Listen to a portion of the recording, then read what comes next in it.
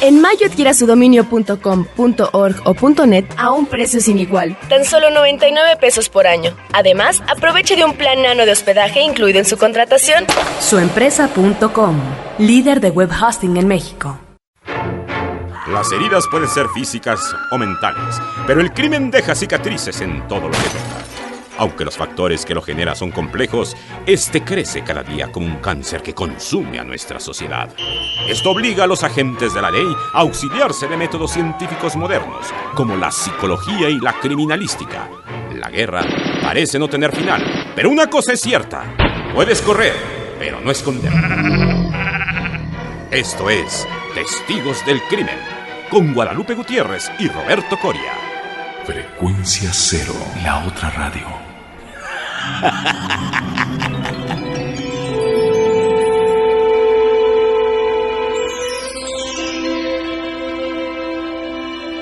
Desde nuestras instalaciones en la Ciudad de México y para todo el mundo, nos da mucho gusto darles la bienvenida a una nueva emisión de Testigos del Crimen, mi querida Guadalupe Gutiérrez. ¿Qué tal, Roberto Coria? Gracias a nuestro querido René Palacios Gaguín en los controles. Y tenemos vías de comunicación, Lupita. Claro que sí, tenemos un correo de voz que es el 01800-087-2423 para todo el país. También pueden dejar un comentario directamente desde nuestra página web www.testigosdelcrimen.com, o bien nos mandan un email a info@testigosdelcrimen.com. También tenemos muchísimos correos, Lupita. La verdad estoy muy contento por toda la respuesta, los comentarios, las felicitaciones. Además de todas las sugerencias, bueno, déjenme decirles que ya tomamos nota, hay muchos temas que ya los habíamos pensado, otros que se nos han hecho bastante originales y muy importantes también de tratar en esta área de la criminología, de, bueno, ver, por ejemplo, los asuntos nazis, ¿no? Como nos lo sugiere nuestro amigo Iván Axel, para hablar tanto de las poquianchis como de crímenes de los nazis. Exacto, por ejemplo, Luis G. Riojas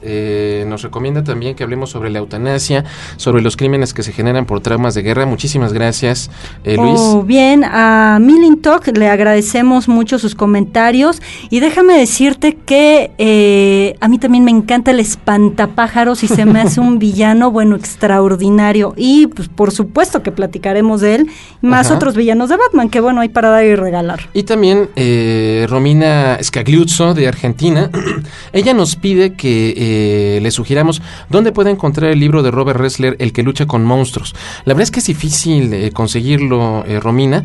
Yo creo que lo más sensato y lo más conveniente podría ser que te dirigieras a alguna de estas páginas, amazon.com o algo por el estilo.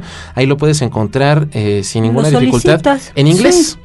Así es, y bueno, y consta que Amazon no nos patrocina para nada. No, en lo absoluto. Pero es una pero sería muy forma, bueno. Sí, oye, pero es una estupenda forma de conseguir libros que no son tan fáciles de echar el guante.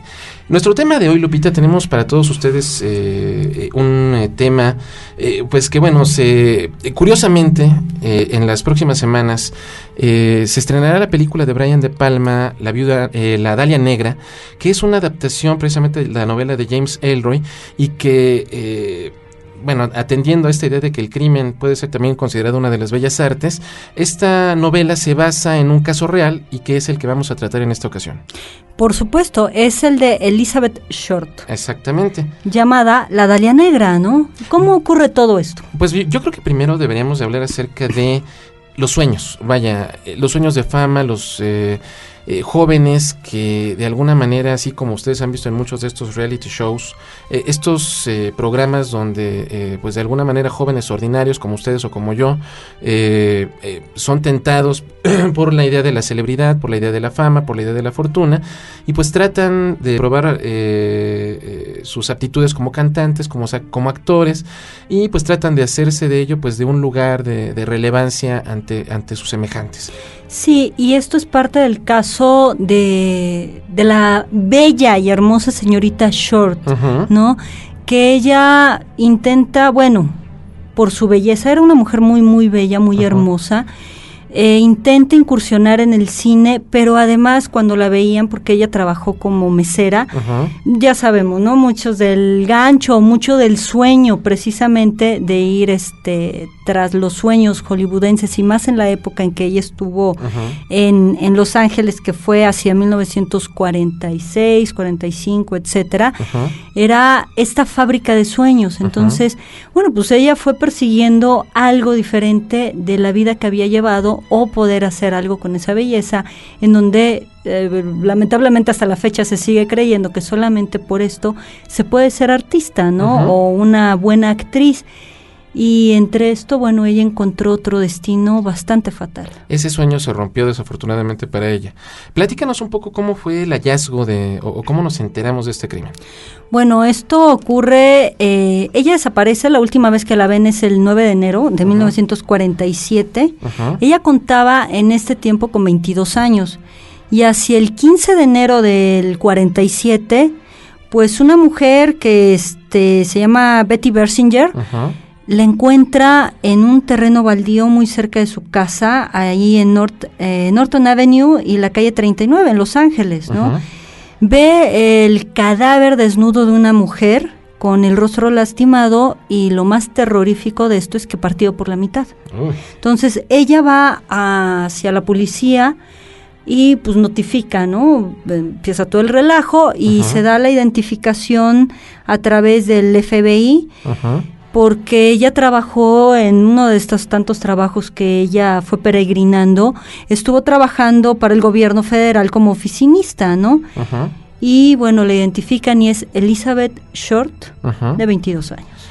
Algunas consideraciones criminalísticas sobre este hallazgo. Primeramente deberemos decir que por la ausencia de indicios en ese sitio, ese no fue el lugar donde se cometió materialmente el homicidio, es decir, es el lugar del hallazgo, el lugar donde el cuerpo fue transportado para pues evitar algún tipo de vínculo con la persona o las personas que cometieron el delito. Y bueno, ya entrando en estos términos del lugar de los hallazgos y la escena del crimen, ¿cuál es la diferencia o de qué se trata cada uno? Pues bueno, el lugar de hechos es el sitio donde materialmente se comete el crimen y donde encontramos indicios físicos que señalen esta situación.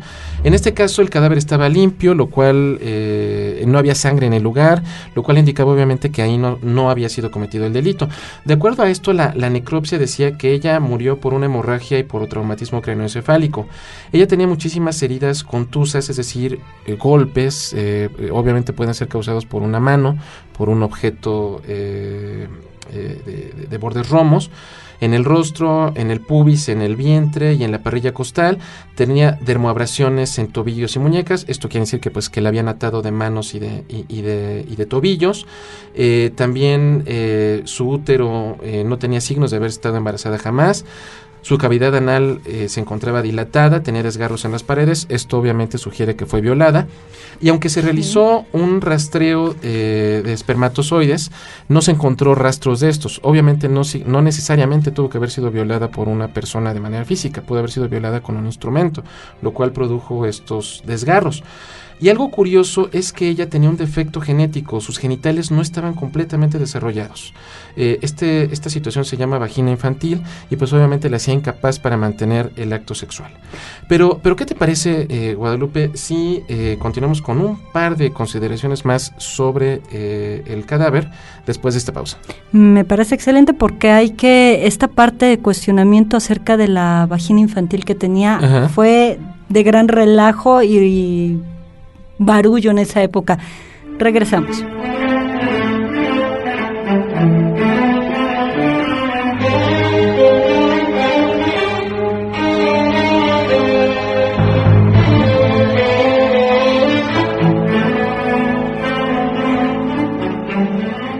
Si quieres descubrir al asesino, quédate con los testigos del crimen.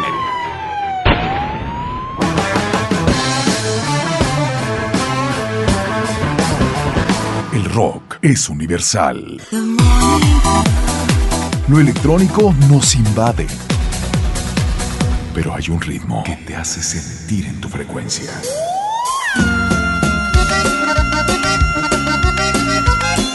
La música que te hace estar en tu tierra la tiene Frecuencia Cero, la otra radio. y hemos venido a bailar. Frecuencia Norte, la música popular mexicana y el cariño de tu gente, todos en un mismo sitio. Frecuencia Norte, cada semana captura tu frecuencia en el norte. Frecuencia Norte tiene tu música.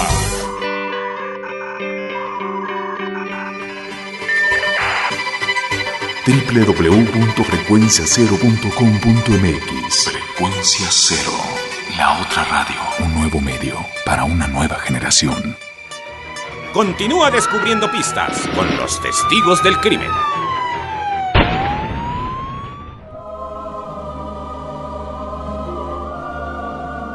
Regresamos a Testigos del Crimen comentando el caso de la Dalia Negra. Y como tú comentabas, Guadalupe, ella pues se encontraba descuartizada, se encontraba partida por la mitad, una escena bastante grotesca.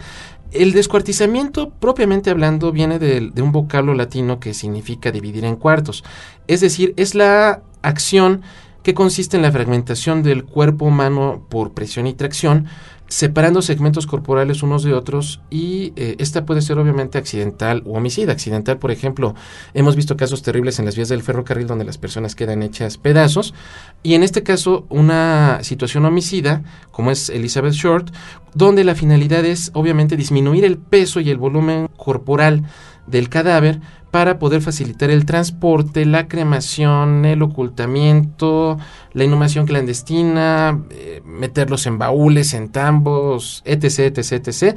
Y sobre todo en crímenes pasionales con la intención de evitar la identificación. Aquí lo que a mí me llama la atención criminalísticamente es que si el asesino tuvo la oportunidad de cortar a la mitad del cadáver, tuvo la oportunidad de lavarlo, ¿por qué no lo cortó en más partes y por qué no lo fue a desechar en otro lugar? ¿Por qué dejarlo ahí? ¿Por qué dejar el rostro? ¿Por qué dejar las manos para facilitar la identificación? Obviamente, al identificarse ella, va a generar toda una cantidad impresionante de sospechosos en las personas que conocía. Y vaya que hubo gran fila, porque los cuantos meses, como en junio del 47, ya había alrededor de 70 y tantos sospechosos. Sí, exactamente. Más otros cientos y tantos que descartaron, que fueron entrevistando. Pero esta pregunta que haces es muy interesante. Hay una parte psicológica que dices, bueno, el descuartizamiento desde un sentido práctico, sí, aunque eso oiga horrible, es: vamos a deshacernos del cuerpo, vamos a hacerlo pedacitos, vamos a hacer todo lo posible para que no se identifique. Sin embargo, el cuerpo, bueno, se supone que está unido. No se supone, sí, está unido. Estamos hablando de una unicidad. A esto nosotros podemos ubicarlo en este depósito del cuerpo, ubicarlo como un objeto total, y hemos platicado aquí que en psicología hablamos de objeto, sobre todo a las figuras importantes representativas en nuestra vida, principalmente mamá. Entonces, cuando hablamos de objeto, hablamos de personas. Si ubicamos el objeto total en una persona, la ubicamos como completa, de cabeza a pies y de pies a cabeza, del centro hacia afuera y de afuera hacia adentro. Cuando se descuartiza, entonces hay una parte simbólica en donde lo que se está fragmentando es al objeto, porque no se pudo y no se puede relacionar esta persona con este objeto total. Es decir, se puede relacionar con su cabeza. ¡Ay, qué hermoso cabello tienes! Y lo más hermoso de ti es el cabello. Cuidado, porque pues entonces lo que más importa es el cabello. ¿Y lo demás qué? El pensamiento, el cuerpo, las manos, o sea, la totalidad no se está tomando en cuenta. Pues dices, ay, oye, pues no solamente es esto, es una parte fetichista también. Por eso los fetiches son una parte o un objeto que simboliza simplemente algo del cuerpo. Casi siempre es el falo, pero a veces puede ser los pechos, a veces puede ser las manos, en fin, dependiendo. Entonces, se está relacionando con objetos parciales, no con la persona completa. Interesante. Creo también que obviamente este es un crimen pasional a todas luces, y que de alguna manera para comenzar a investigar quiénes son los responsables, debemos de conocer más sobre la víctima. ¿Quién era Elizabeth Short, Guadalupe? Bueno, Elizabeth Short es la hija menor de 4 hermanas, ¿sí?, a quien su papá abandonó cuando eran muy pequeños. Quien nace, bueno, el 29 de julio de 1924 en Hyde Park, Massachusetts. y su mamá, que es Phoebe May, y su papá, Cleo Short, bueno, no tenían una buena relación, se separan, y pues ella después, ya que crece, visita al papá, pero esto ya es posterior. Sí. Una de las cosas que ella pasa en su infancia es algo restrictivo por un asma que ella padece desde el nacimiento, ¿no? Sí. Tanto en invierno se va a Florida, divide su tiempo, desde aquí es algo interesante, ella divide su tiempo, fíjate, exactamente, sí. Va a Miami y se la pasa en Florida, sí, en varios lados. En la época de frío, en la época de frío, ¿no? Así como cual ave que emigra para el calorcito. A mejores latitudes. Exacto, y ella es una ave que no está colocada en ningún lugar. Cuando ya pasa todo este tiempo, se regresa a Massachusetts a vivir otro tanto de tiempo, ¿no? El papá aparentemente, bueno, cuando las abandona es porque finge su muerte por problemas financieros, ya sabes, le debe a medio mundo, etcétera, ¿no?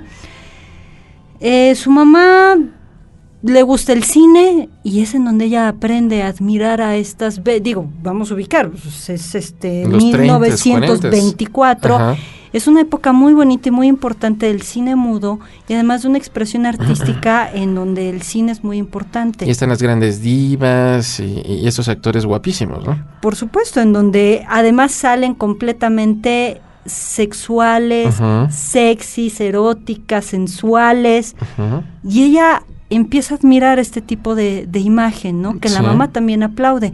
Y bueno, pues ella, ¿qué pasa? De repente, ya que crece hacia los 19 años, busca a su papá y su papá está en California. Entonces, ella, entre todo su círculo de ir a Massachusetts, ir a la Florida, de la Florida incorpora a California, además como esta búsqueda que platicábamos al principio de los sueños. Claro. Entonces, está una temporada, no se sienta, se vuelve a ir a Massachusetts, toma otro tiempo hacia Florida. Fíjate, no hay un asentamiento. No, tiene una vida errática. Y eso se manifiesta después, porque cuando ella se va a trabajar, se va a vivir con el papá. En la última temporada, el papá trabaja en una base naval, ella comienza a trabajar ahí como oficinista, y ahí es cuando comienza a ser asediada por todos sus oficiales. Ella tenía ganas de casarse con un oficial, y ahí es donde le ponen el apodo de la Dalia Negra, porque en esa época había una película con Verónica Lake que se llamaba La Dalia Azul, y como esta mujer, Elizabeth, era de tez blanca, casi transparente, cabello muy negro, ojos los labios muy carmín y utilizaba ropa así negra, así como que muy ajustadita, muy sexy, es como se ganó este apodo. Sí, y además, bueno, esto que dices del oficial, él le propone matrimonio, y es alguien muy destacado. Un cuate que fue condecorado, que era súper exitoso, pero que fallece en un accidente de avión. Ya que le propone y ella acepta, muere. Y aquí empieza uno de los grandes rumores, que es que ya estaba casado, que ya habían tenido relaciones y que había estado embarazada, que tenía un hijo, cosas por el estilo. Lo cual pues no podía haber sido cierto. Pues ¿qué te parece si continuamos desentrañando el misterio de la Dalia Negra? Después de esta pausa.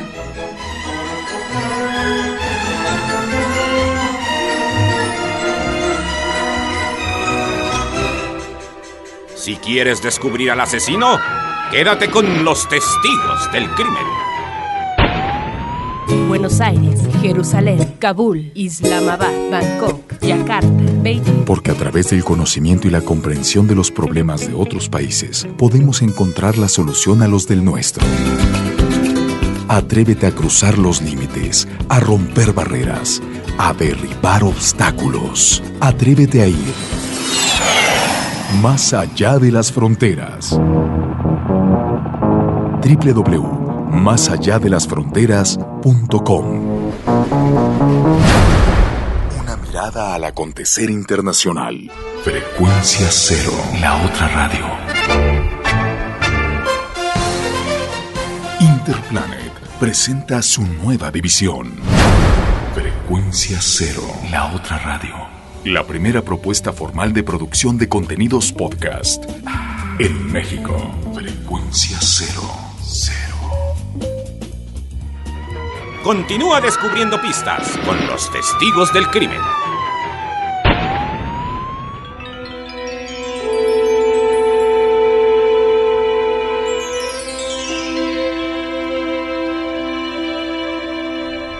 Y ya estamos de regreso aquí en Testigos del Crimen y seguimos platicando acerca de la Dalia Negra y esta gran inestabilidad que tenía, en donde lo que estábamos platicando, Roberto, era que inclusive en su último tiempo de vida, ya viviendo en Los Ángeles, nunca estuvo en un solo lugar. No.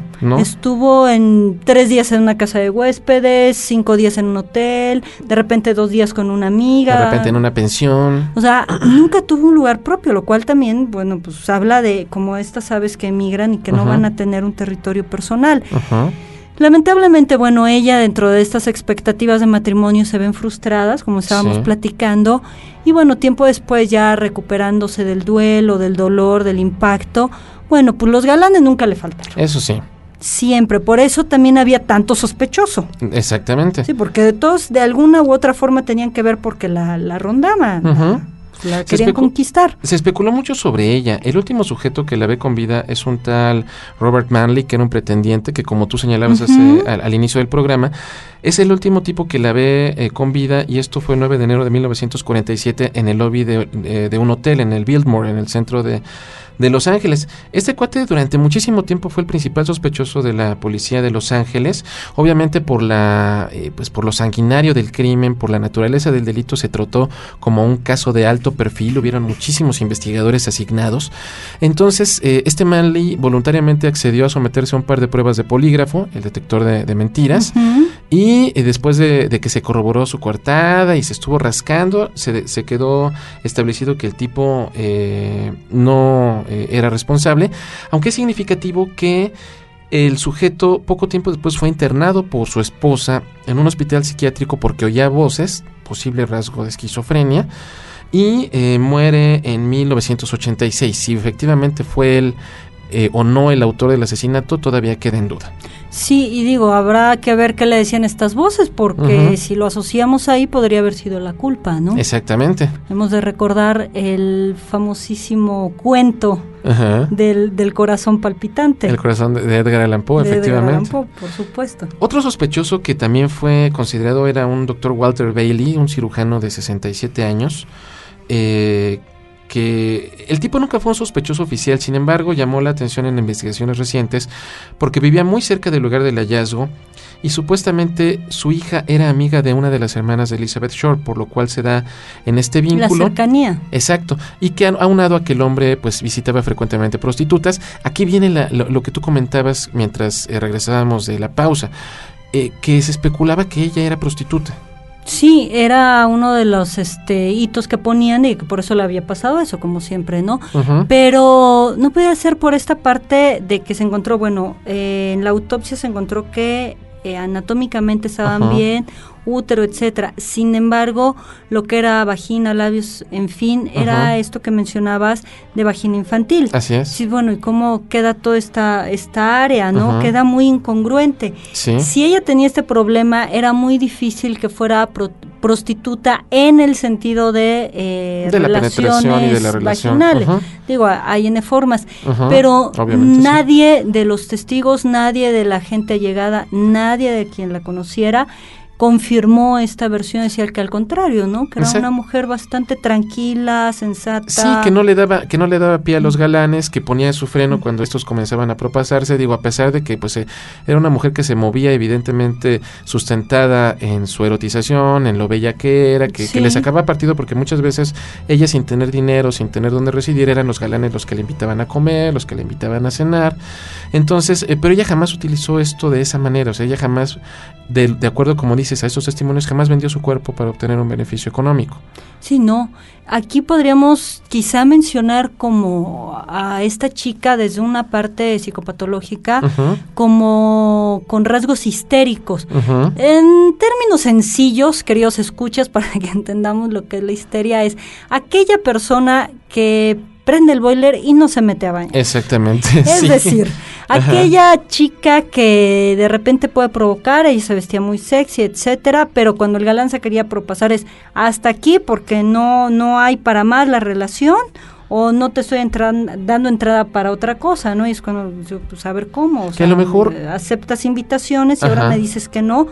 cómo es el canje. Que por ahí podría venir el móvil del asesinato. Por supuesto.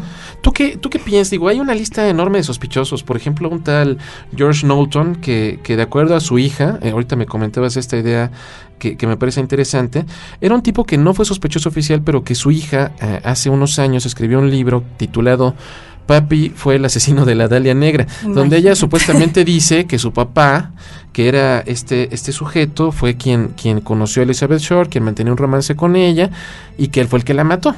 Sí, ella menciona, si mal no recuerdo, es Wilson. George Knowlton. George Knowlton, claro. Ajá.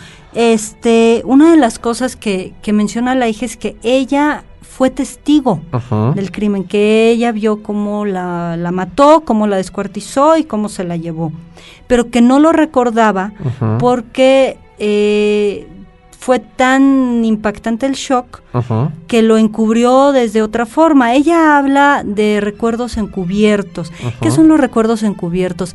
Es cuando no nos gusta algo, nos parece demasiado impactante y entonces lo transformamos. Por ejemplo, ahí, para hacerlo más solícito, hay una película acerca de la vida de Freud, más bien sobre la generación del psicoanálisis, que se llama Pasiones Ocultas. Aquí presenta una paciente en donde lo que recuerda es cuando su papá se infartó, se murió en un hospital estando de viaje con ella, que ella la dejó en el cuarto de hotel y que de repente fueron unos médicos a buscarla, había enfermeras raras en el lugar, ella no lo entendía, se sentía muy inquietante, porque en realidad le fue tan impactante ver que su papá estaba muerto en un prostíbulo y que lo que veía y que lo que ella recordaba no eran enfermeras, sino prostitutas, que lo cegó, que lo recordó de una forma completamente distorsionada, de tal forma que lo manejara.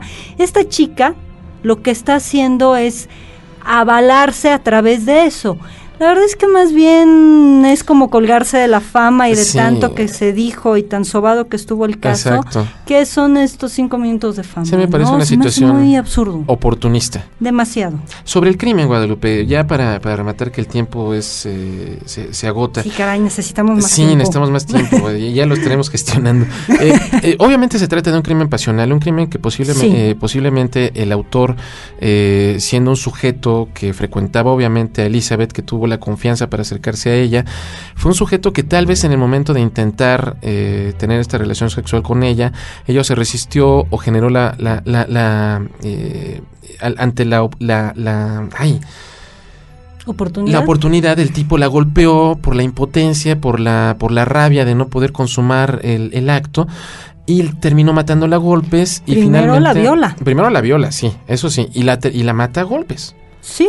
La azota, la golpea. Y termina descuartizándola en un lugar donde tuvo la oportunidad, donde tuvo el tiempo, posiblemente un baño, posiblemente algún lugar donde pudiera limpiarla. Una tina, recordemos que por la época siempre hay tinas, ¿no? en todos los ese departamentos. Tipo de baños. Sí. Y que ahí pudo bien haber cometido el descuartizamiento y finalmente trasladado sin problemas, sin haber dejado una sola huella, hasta la escena del hallazgo.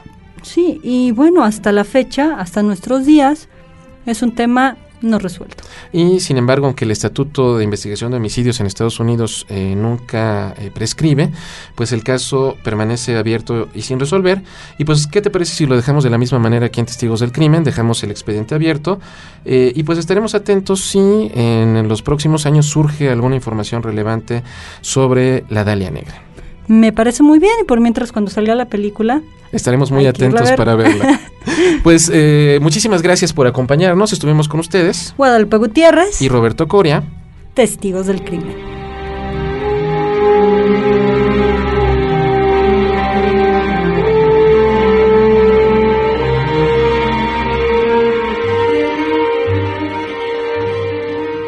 Esto fue Testigos del Crimen, con Guadalupe Gutiérrez y Roberto Coria.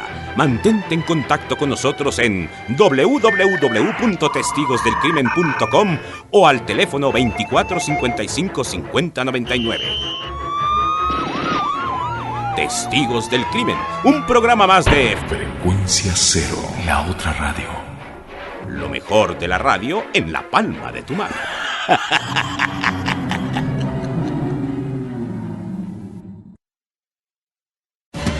Durante todo el mes mes de mayo en suempresa.com, aproveche registrar su dominio .com, .org o .net a tan solo 99 pesos por año. Un precio inigualable. Internet se ha convertido en la fuente de información más poderosa de nuestros tiempos. No deje que su negocio se quede fuera de la jugada. Contrate su servicio con suempresa.com y disfrute de la experiencia de poner a su negocio en línea de manera rápida, sencilla y a bajo costo. Registre su dominio y reciba un plan anual de hospedaje. Este le brindará todas las herramientas que usted necesita para comenzar con el pie derecho. 20 megabytes de espacio en disco duro, su propio correo electrónico, estadísticas y Webmaker Live son solo algunos de los recursos incluidos en su plan. No importa el tamaño de su negocio, lo importante es que le encuentren. Aumente sus ventas desde ya con su propio sitio web. Registrarlo es muy sencillo. Tan solo ingrese la dirección que desea en el recuadro de consulta, elija entre .com, .org o .net para aprovechar esta promoción y listo. Siga unos sencillos pasos.